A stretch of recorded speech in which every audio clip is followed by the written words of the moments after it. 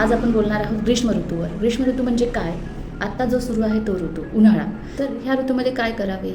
तर ह्या ऋतूमध्ये शीत म्हणजे थंड गुणाचे, मधुर, गोडसर आणि स्निग्ध अशा पदार्थाचे सेवन, अन्नपानाचे सेवन करावे. जसं की गुलाबाचं सरबत, वाळाचं सरबत, कोकमाचं सरबत असं घ्यावेत. गोडसरच जेवण घ्यावं. फ्रीजमधलं थंड पाणी न पिता माठातील थंड पाणी, थोडंसं वाळा, 4-5 मोगऱ्याची फुलं घालून ते पाणी प्यावे. ह्या ऋतूमध्ये खूप उष्णता वाढलेली असते, त्यामुळे जे लोक मद्यपान करत असतील त्यांनी मद्यपान करणे टाळावे शक्यतो. कारण मद्य हे उष्ण गुणाचे असते, तीक्ष्ण असते आणि पित्तही वाढवते. त्यामुळे शरीर अजून त्यांना ते त्रासदायक होईल. उष्ण गुणाचे पदार्थ खाणे टाळावे. जसे की लसूण, कांदा, लसूण, अद्रक असे पदार्थ उन्हाळ्यात घेऊ नये, शक्य तेवढे उन्हाळ्यात घेऊ नये.